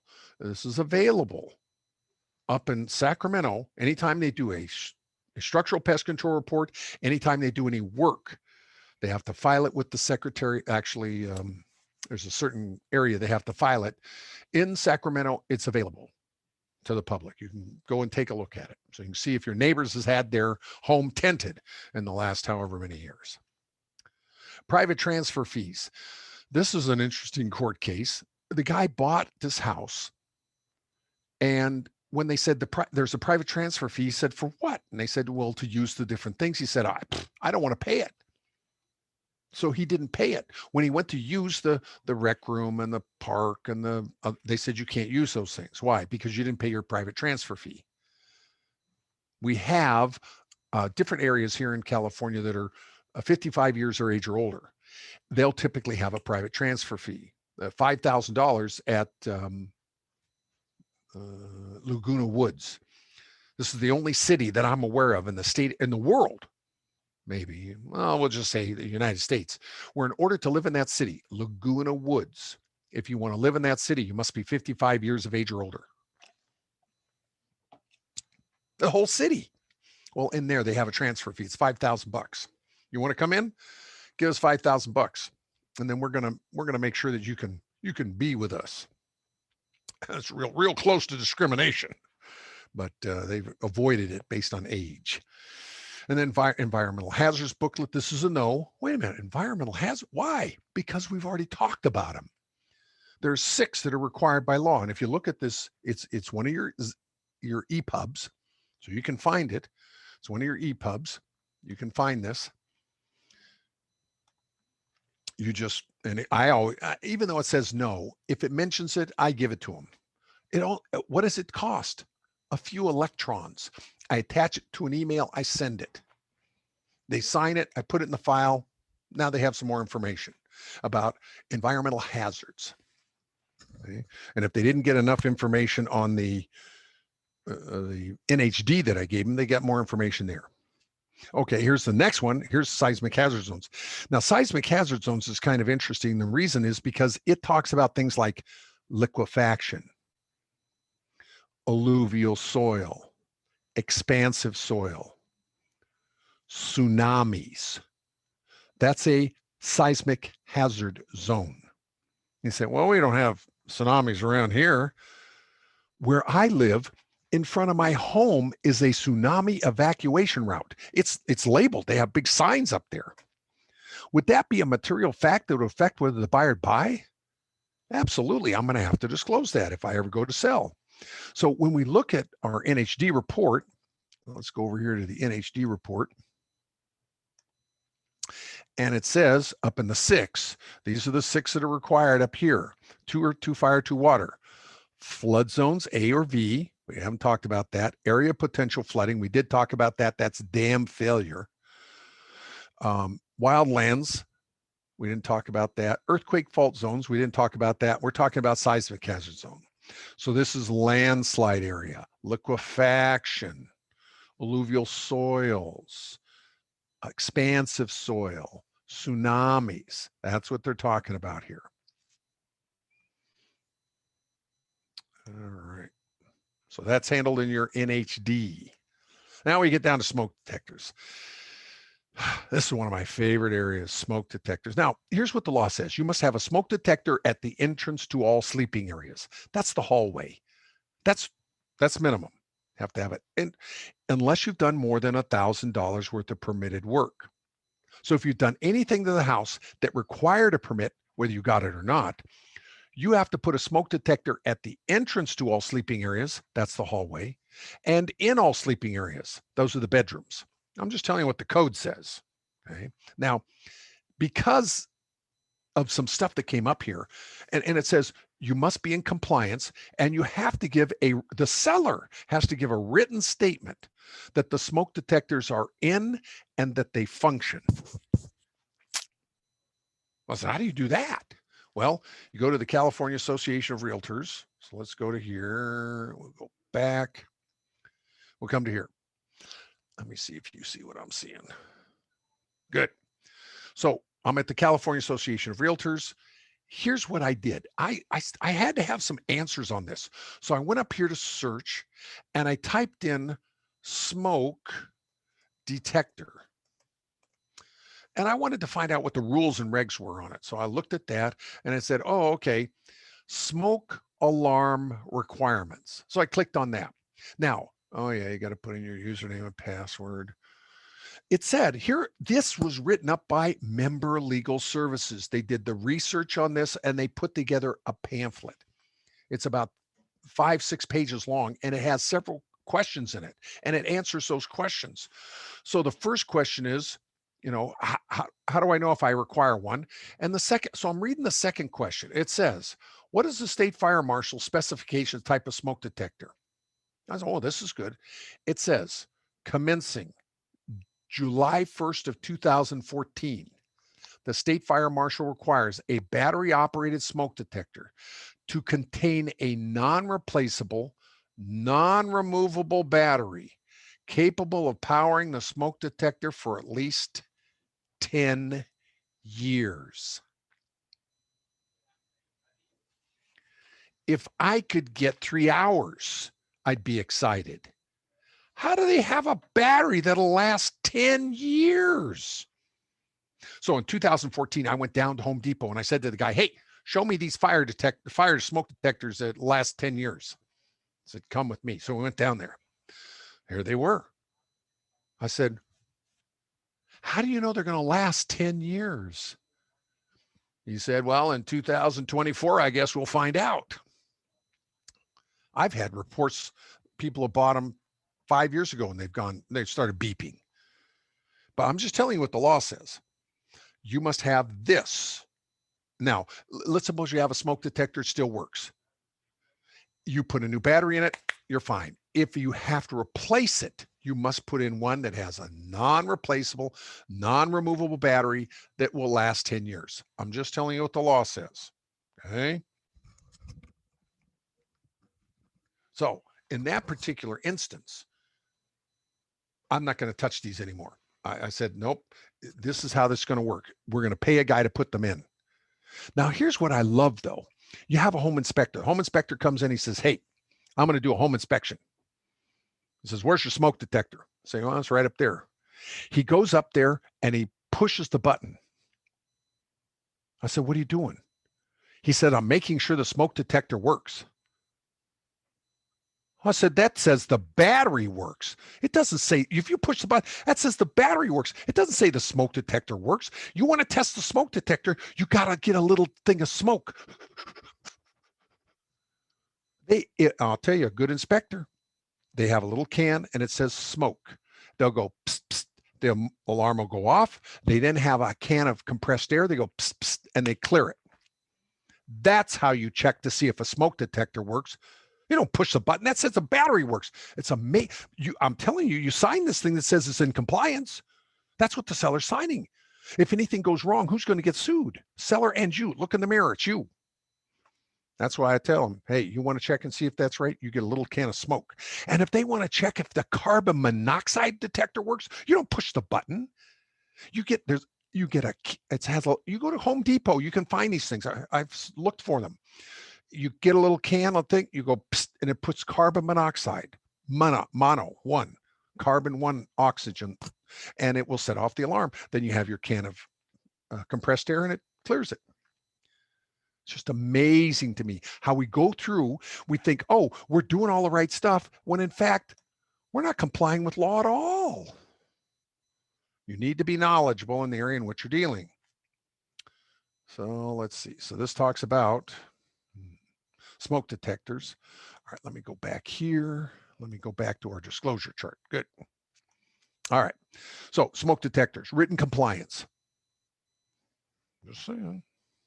Now we get down to special flood zones. We've talked about this. This is flood zones A or B. They are designed by the Army Corps of Engineers. The Army Corps of Engineers has said this is an area that floods every year. This is an area that floods every 100 years. Your insurance will determine whether or not you have to have that. Supplemental taxes. Now, this is one of those. When you buy a house in the state of California, at least at this moment in time, we got some propositions coming up, who knows? You buy a house for $1 million, your property taxes will be 1% minimum of the $1 million. So that's $10,000. It'll probably be closer to $12,000 a year. You buy $1 million home, 1% of that is $10,000 with fire and police and everything else, probably about $12,000. So what happens is the buyer buys the home and the seller's tax bill is $5,000. The buyer sees that $5,000 tax bill. It's on the preliminary title report. And they go, oh, $5,000, I can pay that. That's not what your taxes are. Your taxes are going to be minimum 10 buyer and probably closer to 12. And if I have any, I tell them this. And if I have any, I write it out for them and I have them sign it. I give them an example. So you're buying this house for this amount of money times, and you can find out what the tax rate is. You can ask your title company. They'll tell you what the tax rate is for this house, this house, this house, this area. You apply that tax rate to there and you say, this is probably what your tax bill will be. Escrow took this amount out based on what they see as taxes, because they don't know what your taxes are going to be. And then you're going to get a supplemental bill B ready. And they're going to charge you for the difference between what has already been paid and what you're now supposed to be paying. 1% minimum. You avoid a lot of problems if you get that one out of the way. TDS. And I talked to about the TDS. The transfer disclosure form is required on all 1 to 4 residential units. That's all I'm talking about here. And you must fill out page 3. The way I told, and I don't know, you're going to have to ask your broker. Remember, I told you, you're going to have some things, you're going to have to write down some stuff. You're going to have to go back to your broker, your office manager, and say, hi, I was in class today. What's the answer to these questions? Don't give it to them all at once, because then they confuse them. Let me see if I got any questions up here. Sometimes I get questions. I get so excited I forget to answer the questions. So, how do you handle this? So your broker has to give you the advice, or your manager has to give you the advice on what this is. And it doesn't matter what I say. I'll tell you how I handle it as MJC Realty. You need to make sure that your broker has approved whatever that is. Okay, so the transfer disclosure statement required on a 1 to 4 residential units, you have to fill out page 3. That's the law. It's under 1103 of the Civil Code. If you say, you know, Joel, you look like a nice guy, but I don't think you know what you're talking about. Area code 213-739-8282. Call the legal hotline. Verify. Remember, trust but verify. Make sure you're comfortable with this information you're getting here today. So the TDS, just another interesting thing in our life. And if they're exempt, they don't have to fill out the TDS, but they still have to fill out an ESD. That's an exempt seller disclosure. Now we get into the very high fire severity hazard zone. Oh, here's a good one. Very high fire. I don't know where that is, but I don't want to be there. It is again delineated. If we go to, we'll go to here, we'll go to samples. Good. Let me get to my map. This is our NHD report, Natural Hazard Disclosure Report, and it says right up here, high fire severity hazard zone. It's in the government sections. It's already been outlined. It's a matter of public record. And the NHD company, whoever you use, this is the NHD report, whoever you use will check off those appropriate boxes. So you'll be able to see yes, you're in it or no, you're not. I'm going to tell you right now, those very high fire severity hazard zones are going to change. And they're going to become more inclusive, because we've had fires in places where people went, what? We're not in a high fire severity hazard zone. You are now. So just be ready. They're going to redo those maps. So talk to your NHD company. And that's why I love the NHD. You know, what we're looking here is page 2 of 17. This is 17 pages long, and it explains to you about a lot of this stuff. So you say, well, what are they talking about? You can read about it. You say, well, I want more information. Well, then go to your publications. Under EPUBs, you go to Lone Wolf zip forms. You go up to publications. In publications, it'll have all of this. I mean, hours and hours and hours of good reading. I've read it. I'm telling you about this stuff. All right, let's get on over here. New share. So very high fire severity. Now, water conserving fixtures. Now, in the state of California, excuse me, in the year 2017, January 1st, 2017, all single family homes had to have low flow showers, low flow commodes, low flow faucets. That was state law. It's under this code right here. Okay. If the house was built before 1994, it probably does not have low flow unless you've done some upgrades. You redid the kitchen and the bathrooms, you probably have low flow. If it's been since 1994, if you built the house before 1994, the house was built before 1994, and you haven't done any upgrades in the kitchens or the bathrooms, you do not have low flow. Probably you have to upgrade. All houses in the state of California must upgrade to low flow showers, low flow commodes, low flow faucets. That's the law. All residential property as of January 1st, 2019. Those apartments, all apartments must have low flow showers, low flow commode. This is state law. It's right here. Here's the civil code. Look it up. So when we're using the RPA, so let me go to the residential purchase agreement here. So in the RPA, the residential purchase agreement. So here's what we're looking at. Let's go back. Let's go to normal screen. This is statewide. Let's go to other forms. So in our other forms, purchase agreement. The purchase agreement, we come down here to page 7 of the purchase agreement. Seller to remain, property condominium. Okay, final verification of condition. Oh, you know what? They moved this up. Oh, yeah, that's right. It's right in here.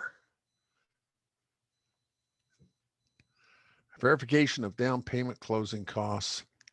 No, I'm sorry, page 4. There we go. Page 4, here it is. So here's page 2. It's on page 3. I'm sorry.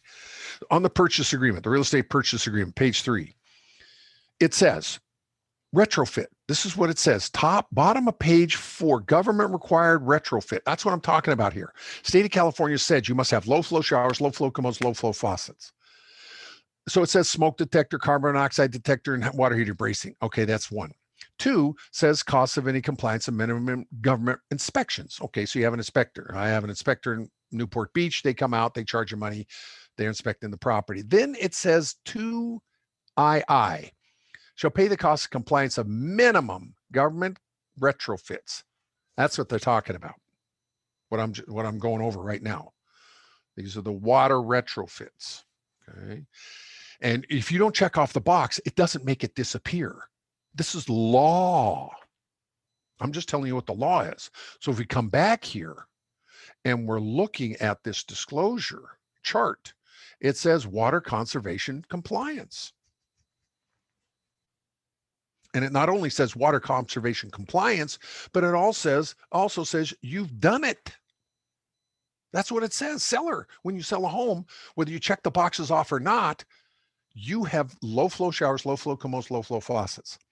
So what happens there is the buyer buys the property, and in the purchase agreement, it says it's to government retrofit. And the buyer says, did you retrofit? And the seller says, yeah. And the buyer says, oh, okay. And nobody checks anything. Here's what's going to happen. The next drought that we have in California, we're going to have water police. And the water police are going to go door to door. Hi, we're here to inspect your low flow showers, low flow commodes, low flow faucets. We're going to have a lot of people screaming like banshees saying, why do you mean I got to put in low flow? It's been law since 2017 for houses, for all residential properties since 2019. Since 2017 for houses, 2019 for all residential properties. Here's the law right here. You can look it up. And you know what? The water companies have been telling you in your water bill since 2015. It's been in your water bill since 2015. You must comply.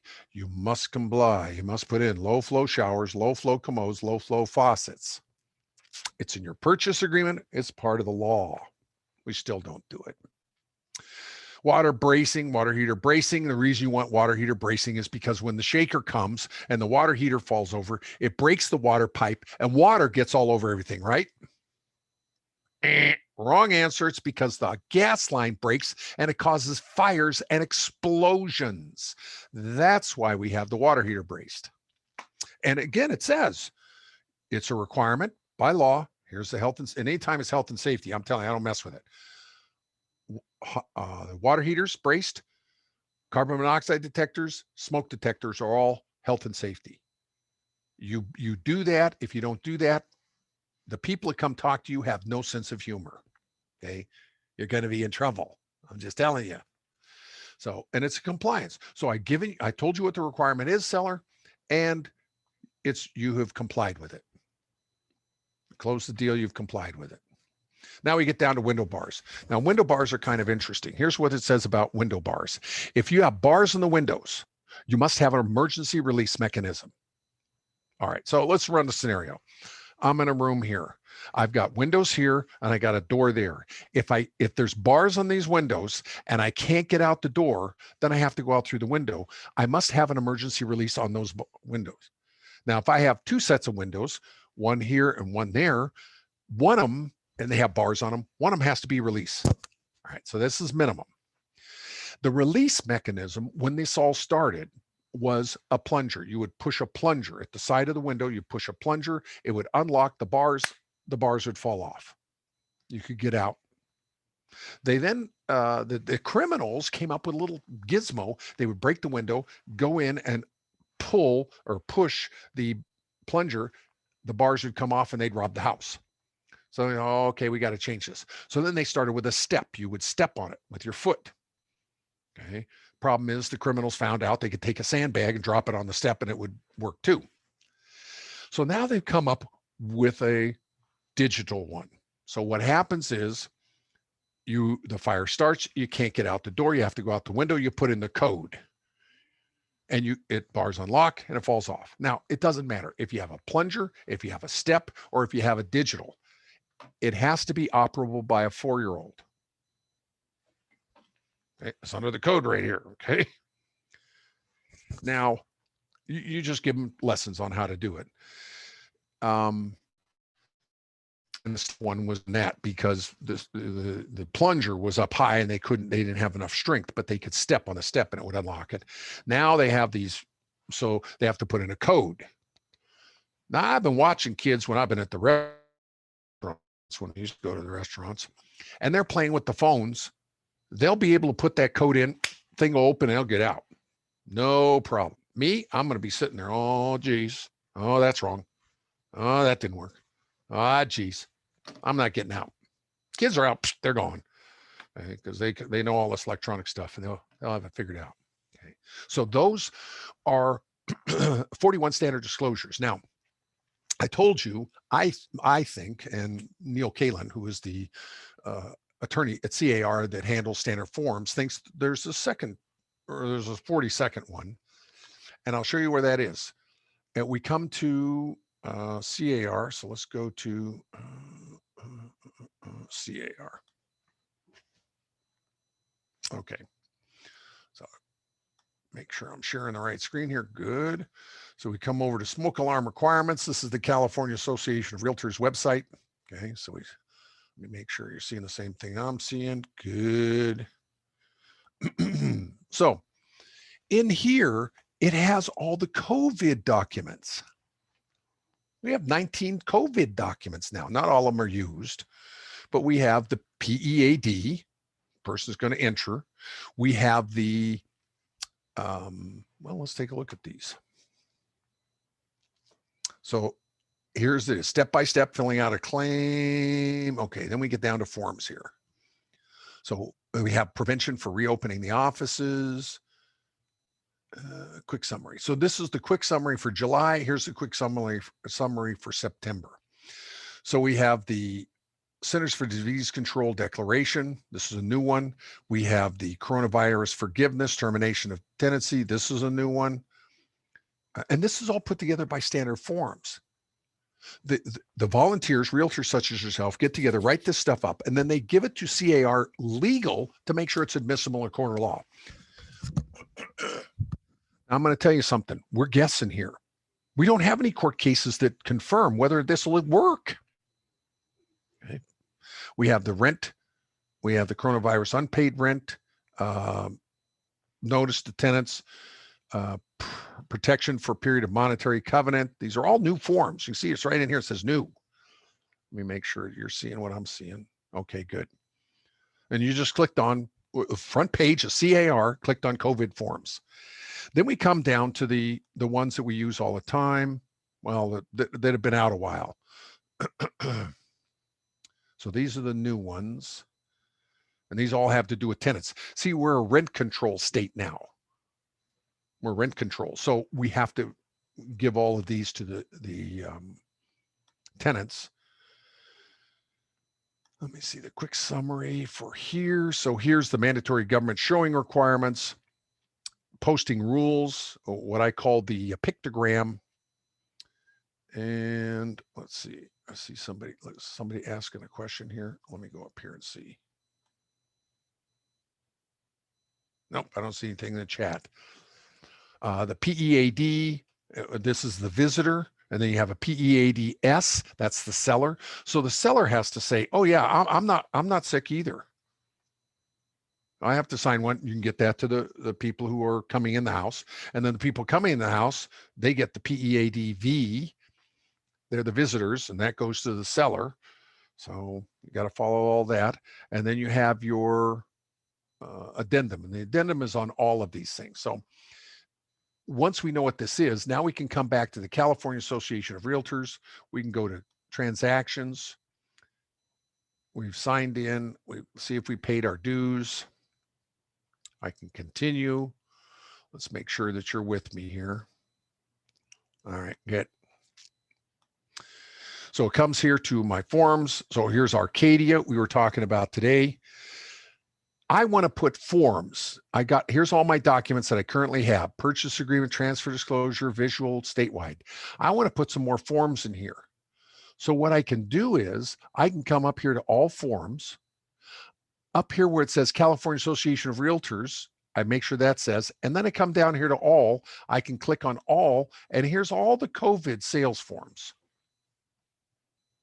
So these are all the forms now that have to do with COVID.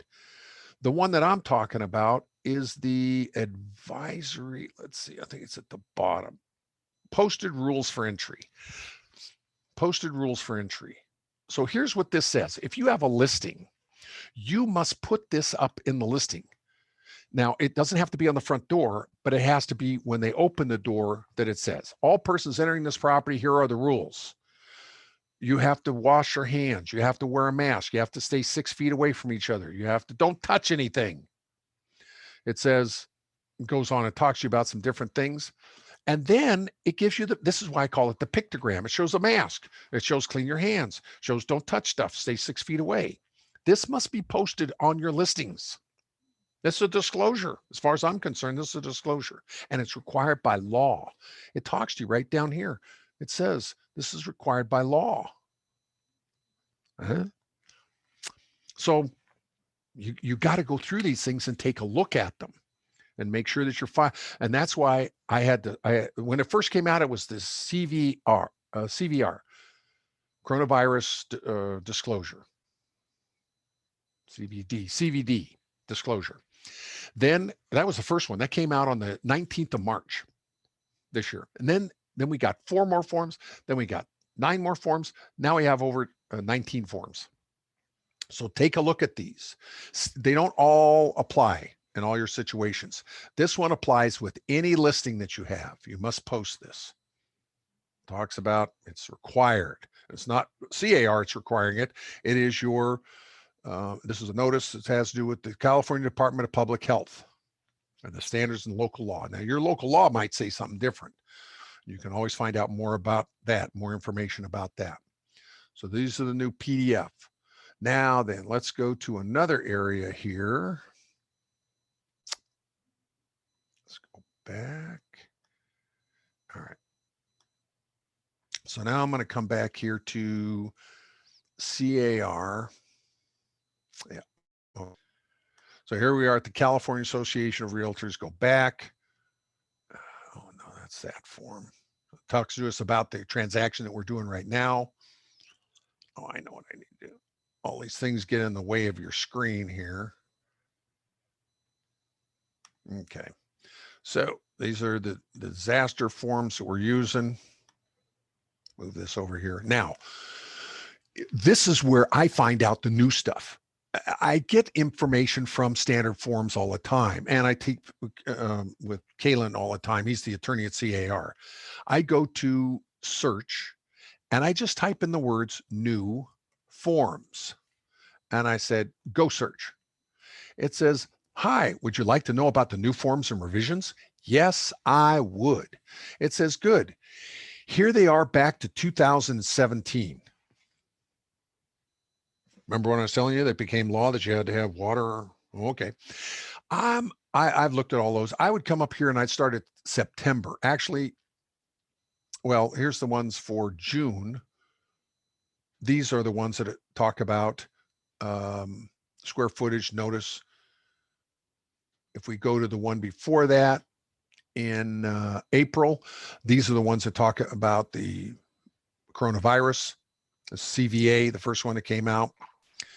Then if we go to December, this tells you about, these are new forms that have come out. So we've got home hardening disclosure, talk to you about that one, and then the fair housing discrimination advisory. That's the second thing on your purchase agreement now. Your purchase agreement used to be 16 pages, now 18 pages, because it had 2 more pages about fair housing discriminatory advisory. So you want to be very careful that you've read that, because one of the things it talks about in there, and I've had this happen. I've got a listing and I get this letter, and the letter says, our buyers love your property, Mr. and Mrs. Seller. We're going to raise a family. We're going to do this. Here's a picture of the family. That's And that the implication there is it could be discriminatory because you're submitting the letter with a picture of the people. So you're not, it's in there. It's on the first page of your, in the purchase agreement, the second set of forms on the first page of that 2-page form. So it's getting interesting out there. You need to read this stuff. You need to be knowledgeable in the area in which you deal. And that's why I applaud you for being here today, because you know more than 95% of the realtors in the state of California about disclosures, just by being here this 2-hour class. And you know where to find this information. I give you 3 deep bows for being here today, because you are taking time to make sure you're educated. And your association has always been good like this, making sure that you're educated on how to stay out of problems and make sure you're doing the right thing for your buyers and sellers.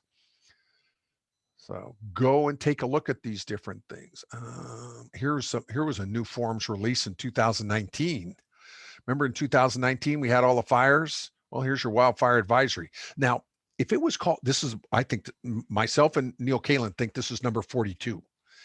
If it said wildfire advisory, I would be fine. It doesn't say that. If you click on this advisory, here's what it says. It says wildfire disaster advisory. I don't know about you. That scares the heck out of me. Wildfire. And here's where the problem comes in. It's right down here in paragraph 2C, air quality. That's why we both think it needs to be. I don't care what kind of property you sell in California. The fires, you have smelled the smoke, no matter where you are in California. If you smelled the smoke, that's affected the air quality. You need to give them this form. As a buyer, the buyer says, had I have known, I wouldn't have purchased. You did know I gave you the form. I said the wildfires in here could affect your air quality. You protected yourself. Getting interesting out there. Telling you. So that was June of 2019. Then in December of 2019, they had all the rent control forms. Here's all the rent control forms, because it became rent control, rent control, rent control, rent control, all new forms. We have over 100 standard forms now. That's why I'm constantly looking through this and making sure that I'm up to date on this. All right. So we covered the disclosures required in 1 to 4 residential units. I showed you where to get the newest information on COVID, some of the older forms that are now part of our forms library.